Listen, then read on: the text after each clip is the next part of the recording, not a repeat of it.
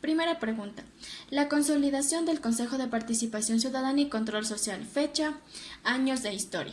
Para la llegada de Rafael Correa y la Asamblea Constituyente del 2008, una nueva constitución sería creada y otorgaría una nueva concepción de la estructura del Estado ecuatoriano. La cuarta función del Estado, según el orden constitucional, integra, fomenta e incentiva a la participación ciudadana. En este contexto y como su avance más importante en materia de participación, la Constitución de la República del Ecuador crea el Consejo de Participación Ciudadana y Control Social, a la cual le entregaría los bienes de la Comisión de Control Cívico de la Corrupción. El primer pleno se formó el 26 de enero del 2009. Sus integrantes fueron designados por la Comisión Legislativa y de Fiscalización. Días después, sus miembros designaron a Julián Guamán como primer presidente del organismo durante el periodo de transición, en el cual tendría el Pleno el deber prioritario de elaborar la propuesta de la ley orgánica y la reglamentación de las comisiones que seleccionarían autoridades de control. Tras realizar este Pleno, cesó en sus funciones el 14 de septiembre del 2009. Segunda pregunta. ¿Por qué es considerado el quinto poder la participación ciudadana y control social? La Asamblea Constituyente de Montecristi establece la participación ciudadana como un eje transversal en las políticas públicas del Estado ecuatoriano y crea el quinto poder encargado de articular los procesos de participación ciudadana, desarrollar los concursos de designación de autoridades de control, la lucha contra la corrupción y el control social en los asuntos de interés público.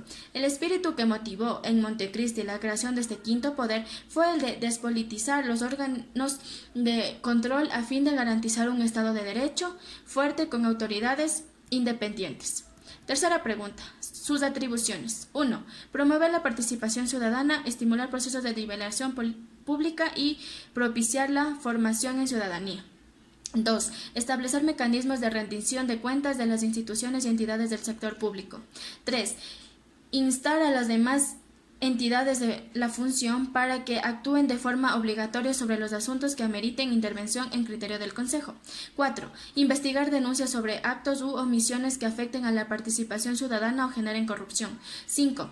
Emitir informes que determinen la existencia de indicios de responsabilidad, formular las recomendaciones necesarias e impulsar las acciones legales que corresponden. 6. Actuar como parte procesal en las causas que se instauren como consecuencia de sus investigaciones. 7. Coadyuvar a la protección de las personas que denuncien actos de corrupción. 8. Solicitar a cualquier entidad o funcionario de las instituciones del Estado la información que considere necesaria para sus investigaciones o procesos.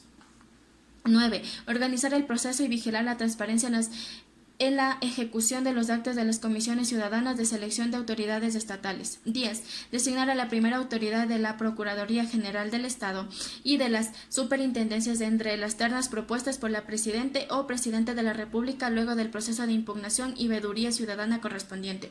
11. Designar a la primera autoridad de la Defensoría del Pueblo, Defensoría Pública, Fiscalía General del Estado y Contraloría General de Estado luego de agotar el proceso de selección correspondiente. Y 12. Designar a los miembros del Consejo Nacional Electoral, Tribunal Contencioso Electoral y Consejo de la Judicatura luego de agotar el proceso de selección correspondiente. Pregunta 4. ¿Quiénes lo conforman? Lidera la función de transparencia y control social de la República de Ecuador, teniendo responsabilidad en la designación de autoridades de la Defensoría del Pueblo, la Contraloría General del Estado y las superintendencias. Además, tener influencia en la designación de ciertas autoridades de la función electoral y judicial. Pregunta 5. ¿Cuáles son los mecanismos de participación ciudadana? Las audiencias públicas, silla vacía, veedurías, observatorios, consejos consultivos, consulta previa, presupuestos participativos, rendición de cuentas y consejos locales de planificación. Pregunta 6. Recorrido bibliográfico de Julio César Trujillo.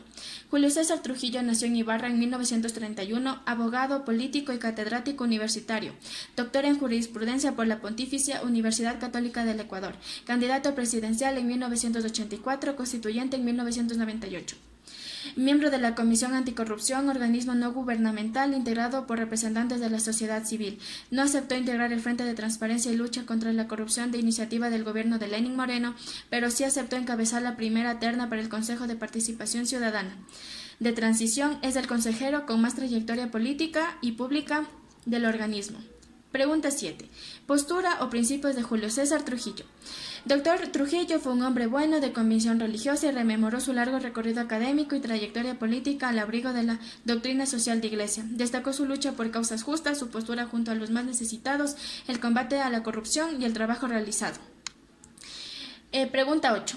Casos que lideró durante la permanencia en el Consejo. La resolución del Pleno del 4 de abril del 2018 estableció como investigaciones prioritarias los casos Refinería del Pacífico, Proyecto Hidroeléctrico, Refinería de Esmeraldas, Poliducto Pascuales, Cuenca, Hidroeléctrica Manduricu, reconstrucción de Manabí, manejo de la deuda pública y construcción de escuelas del milenio y construcción de los hospitales públicos.